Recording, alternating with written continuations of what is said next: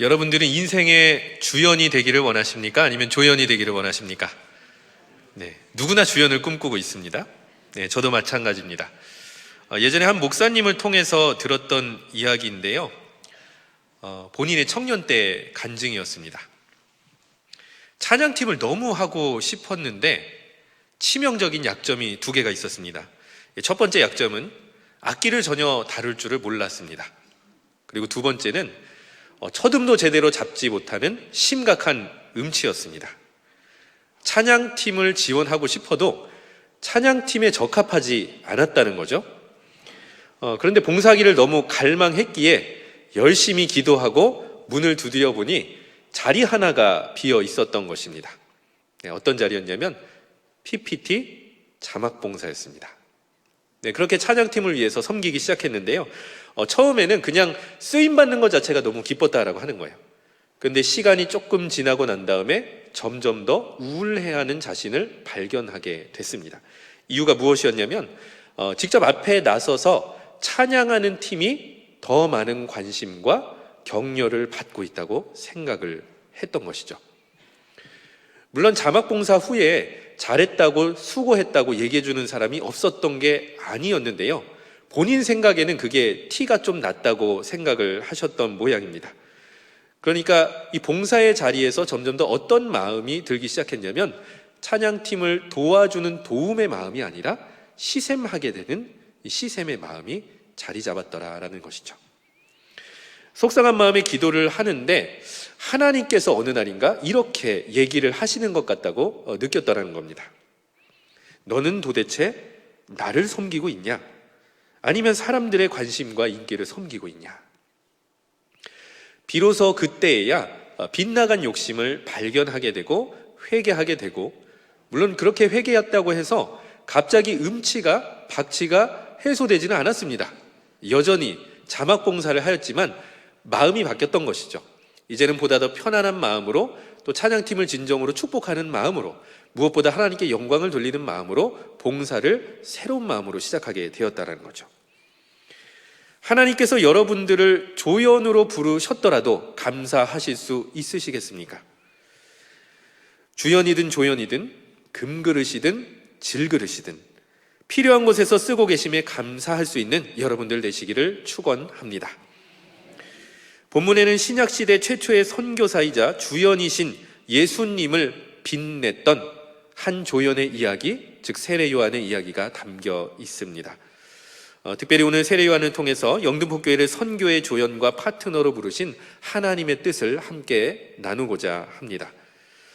먼저 본문의 배경을 짤막하게 요약을 해드리겠습니다.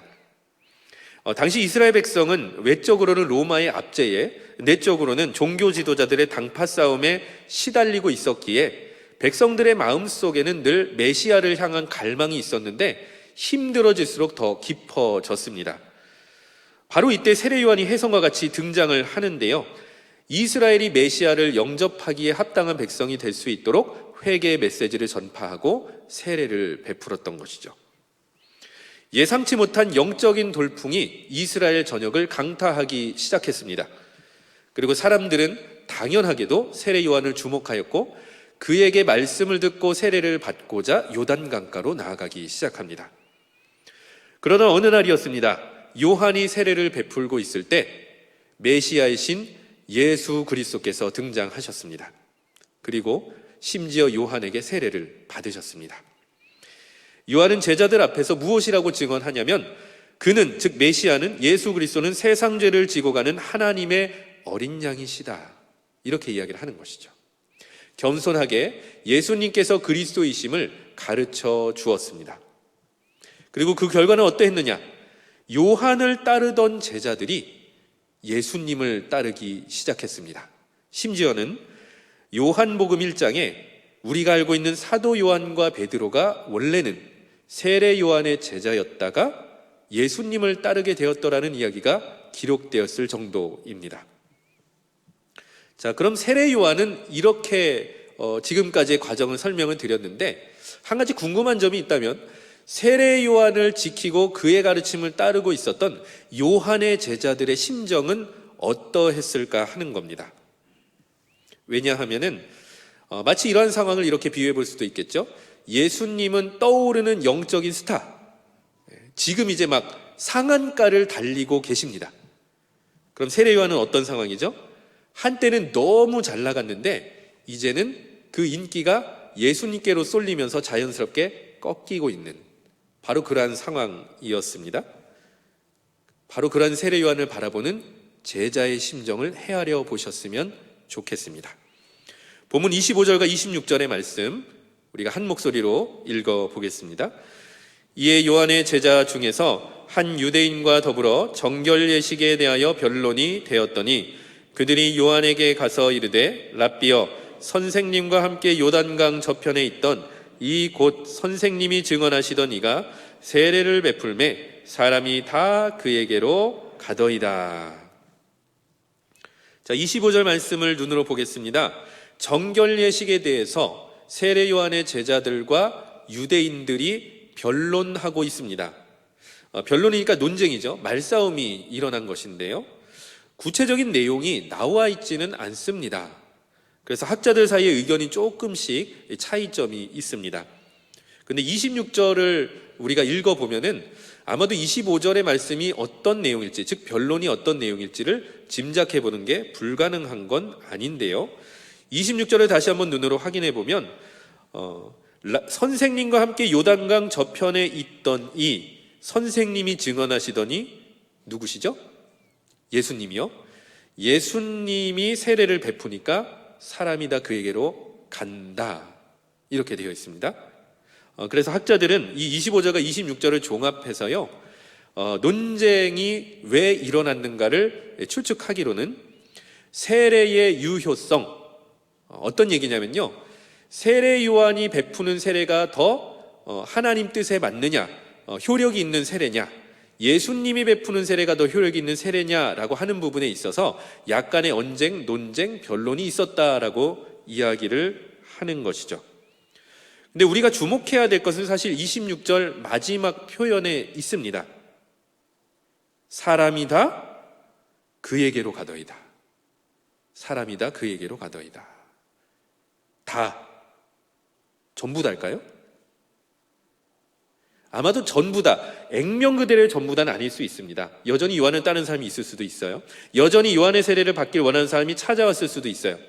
제자들의 시점이, 제자들의 관점은 마치 무언가 사람들의 인기가 선회하고 돌아가고 빼앗기는 것 마냥 다 가고 있네요 라고 얘기를 하는 거죠. 그래서 헬라어 문법을 보면은 이 다 그에게로 가더이다가 현재 진행형으로 쓰였다고 합니다. 말하는 그 순간에도 요한에게 몰렸던 사람들이 누구한테 간다고요? 예수님한테 가고 있다는 겁니다. 강조해서 말을 하고 있는 겁니다. 그러니까 과연 이 제자들의 심정이라는 것이 참으로 오묘한 겁니다. 부러움인 것인지, 시샘인지, 질투인지, 아니면 스승인 요한에게 조금만 더 분발해 주시면 안 될까요? 라는 마음인지, 무엇인지는 정확하게 모르겠지만 다 그에게로 가더이다라고 하는 이 뉘앙스가 심상치는 않았다라고 하는 것이죠. 어쩌면 제자들의 진짜 속내는 다시 한번 우리 스승이 영적 돌풍의 주역이 되어야 되지 않느냐인 걸 수도 있습니다. 그런데 놀랍게도 우리는 이 이어지는 4절의 고백을 통해서, 이 세례 요한의 증언을 통해서 그가 얼마나 겸손한 사람인지, 그가 얼마나 기꺼이 메시아의 조연이 되기를 기뻐하였는지를 발견하게 되는 것이죠. 자, 먼저 27절, 본문 27절의 말씀을 함께 읽어보도록 하겠습니다. 요한이 대답하여 이르되 만일 하늘에서 주신 바 아니면 사람이 아무것도 받을 수 없느니라. 갑자기 하늘에서 주신 바라고 하는 다소 이해하기 어렵고 뜬금없는 표현이 등장을 하는데, 이것은 이제 아까 25절에서 말씀하신 정결 예식에 대한 변론과 연결이 되는 부분이 되겠습니다. 그러니까 세례자의 효력과 권위에 대한 것이죠. 자, 그러니까 하늘에서 주셨다는 건 하나님이 주셨다, 허락해 주셨다, 인정해 주셨다라는 것입니다. 다시 얘기해서 세례 요한 자신이 하나님의 보내심을 받은 것처럼 하나님의 뜻을 따라서 이스라엘 백성을 위해 세례를 베푸는 것처럼 메시아이신 예수님이 베푸시는 세례도 똑같다는 겁니다. 하늘의 인증, 하나님 아버지의 인증을 받은 세례다라는 것을 제자들에게 깨우쳐 주는 것이죠. 자, 그렇다면 세례 요한보다도 하나님의 아들이신 예수 그리스도의 세례가 어찌 보면 더 적합해 보이는 게 마땅한 것입니다. 그렇다면 사람들이 예수님께 몰리는 것도 당연한 것이죠. 하나님께서 세례 요한 자신을 쓰신 것처럼 그 아들 예수 그리스도를 통해서 역사하고 있었다라는 것, 역사하고 계시다라는 것, 바로 이것을 세례 요한은 놓치지 않고 있었던 것입니다. 그렇기 때문에 세례 요한은 자신을 따르던 사람이 예수님께로 다 나아가는 상황에서도 흔들리지 않았습니다.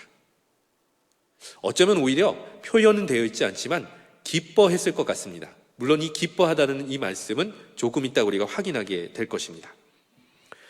이처럼 요한은 이 땅의 진정한 주연, 이 구원사역의 주연으로 오셨던 예수님의 권위, 하나님으로부터 받은 권위를 철저하게 인정하면서 제자들에게 바로 그분이 하늘로부터 오신 분이다, 그분의 세례는 하나님이 인정하신 세례다라는 것을 가르쳐주고 있는 것입니다.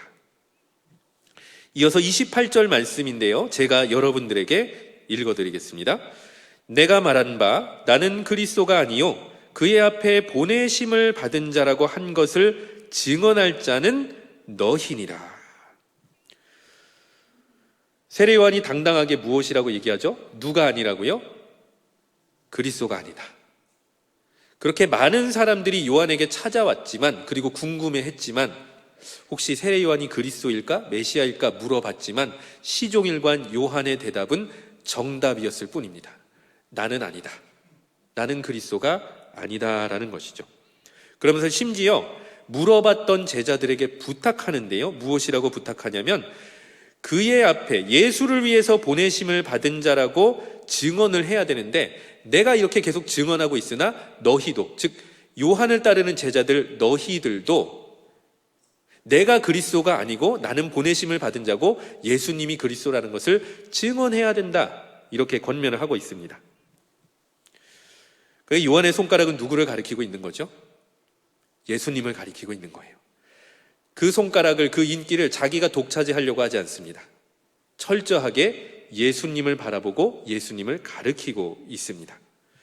주연이신 예수님이 오실 길을 준비시키는 준비자일 뿐이다, 그릇일 뿐이다, 일꾼일 뿐이다 라고 하는 이 사명을 놓치지 않고 있습니다.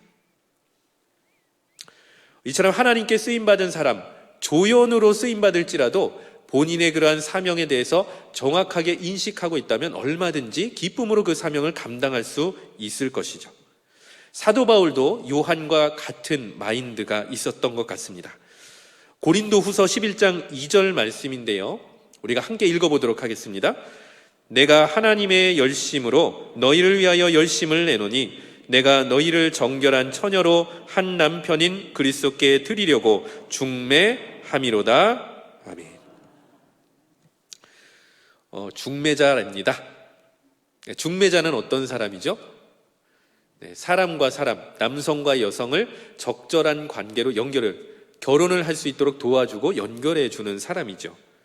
그러니까 어찌 보면은 중요한 역할을 감당하지만 실제로 중매자가 진실로 축복하고 잘 되기를 바라는 사람은 중매자 자신이 아닌 거예요. 내가 신랑 삼고 싶어하는 그 신랑 남자와 신부 심고하는 그 여자를 축복하는 마음에서 둘을 연결시키고자 애쓰는 것이 중매자인데, 하나님의 열심으로 너희를 위해서 열심을 내기를 정결한 처녀, 여기서 이제 고린도 교인을 얘기하는 거겠죠. 그 다음에 남편 그리스도를 연결해주고 중매해주는 것이 사도 바울의 사역의 목표이고, 그 일을 위해서 하나님의 열심으로 열심을 낸다라고 하는 것이죠. 그러니까 철저하게 조연의 입장에서 열심을 내고 있는 바울의 고백을 보게 되는 것이죠. 그렇기 때문에 본문 29절에 세례 요한이 결혼식으로 자신의 기쁨을 비유를 하고 있습니다. 결혼식의 주인공은 신랑과 신부가 되겠습니다. 근데 신랑과 신부만 결혼식에 참석하지는 않습니다. 하객이 있고 들러리가 있고 친구들과 친지들이 참석을 합니다. 들러리와 하객과 친척들은 인생에서 제일 중요하고 복된 순간을 맞이한 신랑과 신부를 축복하며 기뻐하고자 그 자리에 있는 것입니다. 본인은 주인공이 아니죠. 조연입니다. 요한은 결혼식의 조연이라고 할 수 있는 나의 마음은 신랑 친구와 같다라고 얘기를 하는 겁니다. 신랑이 누리고 있는 기쁨을 함께 누리는 것만으로도 충분히 행복하다라고 얘기를 하는 겁니다. 얼마나 겸손한지 모르겠어요. 예수님께서 영광 받으시고 예수님의 역사가 나타나고 예수님이 회복되고 예수님이 드러나는 일에 초점을 맞추고 있습니다.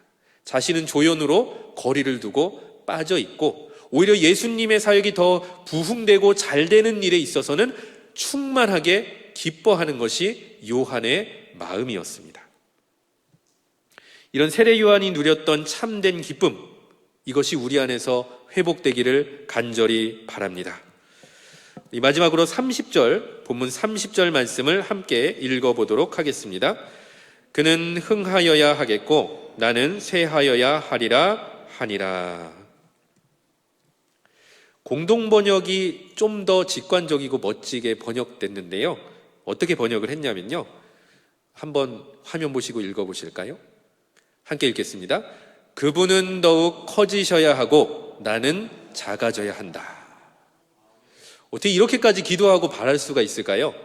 사람의 바람은요, 내가 커지는 거예요. 내가 잘 되는 것이고 내가 인기와 관심을 받는 겁니다. 요한은 거꾸로 고백하고 있어요. 그분, 예수님은 더욱 커지셔야 되고 나는 작아져야 된다. 얼마나 겸손한 고백인지 모르겠습니다.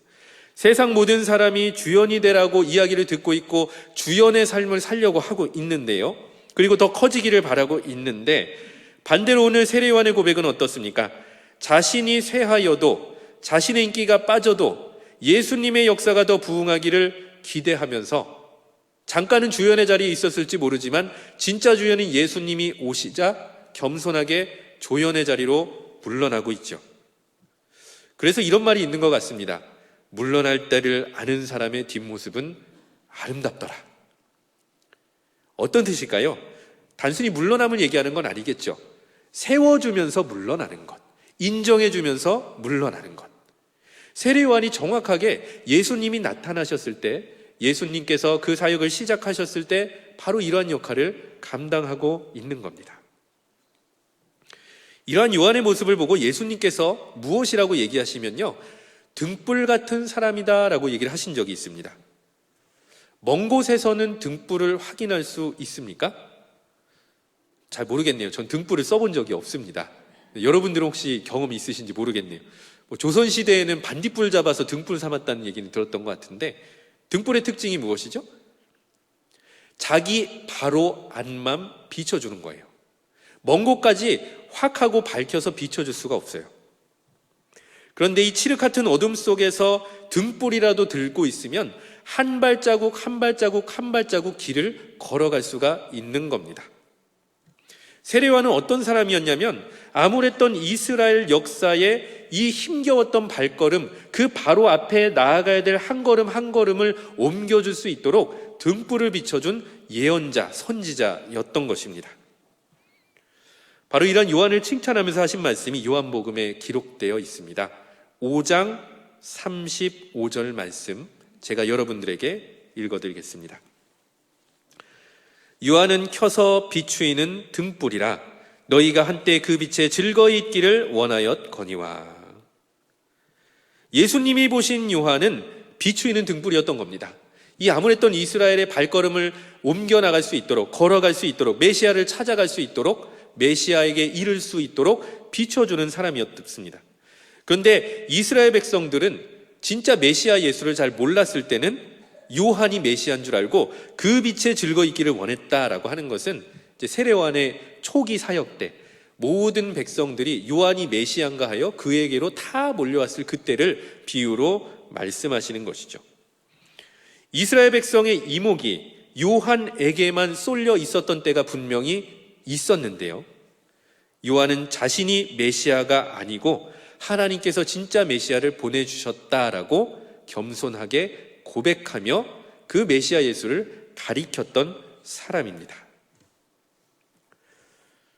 여러분들 혹시 낮에 별이 안 보이는 이유를 아시나요? 별이 사라져 있나요? 태양빛에 삼켜진 것이죠. 별은 원래 계속 떠 있습니다. 태양빛이 너무 밝아서 별빛이 안 보이는 것뿐이죠. 참빛으로 이 세상에 오신 예수님 앞에서 요한의 등불이 점점 희미해져 가는 것은 그래서 당연한 것이죠. 이제는 바톤 터치가 된 것입니다. 그러나 요한의 사역이 끝나진 않았을 겁니다. 여전히 자신을 찾아오는 사람에게 끊임없이, 그리고 죽기 전 하나님이 부르시는 그 순간까지 메시아 예수께로 인도하는 그 사명을 계속해서 지켜나갔을 것입니다. 어찌되었든 자신의 등불이 희미해지더라도 참빈 예수님이 오셨기 때문에, 그분의 사역이 부흥될 것이기 때문에 요한은 인기를 빼앗기고 사람을 빼앗겼다 해서 섭섭해하지 않았습니다.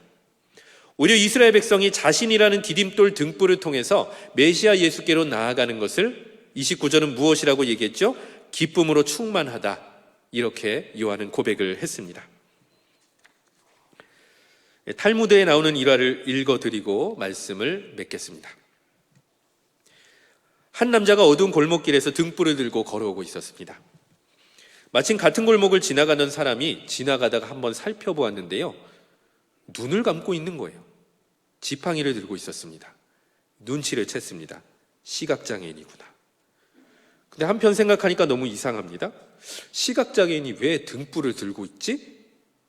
궁금해서 멈춰 세운 다음에 물어봤는데요, 답변하기를, 선생님, 저에게는 등불이 필요 없습니다만, 그러나 다른 사람이 저를 보고 부딪히지 않고 잘 피해갈 수 있기 위해서 등불을 들고 다니는 겁니다, 라고 고백을 했다고 합니다. 말씀의 결론입니다. 우리는 너무도 쉽게 선교는, 전도는, 혹은 새가족을 섬기는 그 일은 담당하는 사람이 있고 은사자가 있고 혹은 세움받은 사람, 부르심 받은 사람의 몫이다 라는 생각을 하곤 합니다. 다시 얘기해서 주연의 몫이다라는 것이죠. 그런데 영화나 드라마를 보시면 주연만 있는 건 아닙니다. 조연과 단역이 맛깔나는 연기로 뒷받침을 해주어야 모든 영화와 드라마는 흥행에 성공할 수 있습니다. 선교도 마찬가지입니다. 단순히 선교지의 뉴스를 보고 기도만 할지라도 하나님께서는 바로 그 기도를 들어 선교의 통로로 쓰실 줄 믿습니다. 우리가 이웃에게 친절하게 인사하는 것만으로도 하나님께서는 우리를 전도의 통로로 쓰실 줄 믿습니다. 새가족, 헤매는 새가족에게 친절하게 교회 장소를 안내하는 것만으로도 하나님께서는 새가족을 섬길 통로로 쓰실 줄로 믿습니다. 하나님은 선교사님들 뿐만이 아니라 선교사님을 지원하는 모든 영등포교회 성도님들과 기도와 섬김과 관심과 사랑을 다 모아서 귀하게 쓰시는 줄로 믿습니다. 주연이 아니어도 우리는 선교하고 전도할 수 있고 새가족을 섬길 수 있습니다. 메시아의 조연이 되어서 이스라엘 백성을 예수님께로 안내했던 세례 요한의 뒤를 따라서 우리의 가족을, 이웃을 후원하는 선교 지역의 민족들을 예수님께로 인도하고자 기도하며 협력할 수 있는 저와 여러분들 되시기를 축원합니다. 기도하겠습니다. 이 세상을 선교지로 삼아 지금도 선교하시며 선교의 파트너로 영등포교회를 부르신 하나님, 영등포교회가 오직 예수님을 가르치는, 예수님을 나타내는, 예수님을 증언하는, 예수님이 흥하는 역사가 일어나게 하여 주시옵소서. 세례 요한과 같이 영등포교회를 어두운 이 세상을 밝히는 복음의 등불로 삼아 주시옵소서. 이 영등포교회를 통해서 우리 성도님들을 통해서 선교와 전도의 역사가 불일 듯 일어나게 하여 주시옵소서. 예수님의 이름으로 기도드립니다. 아멘.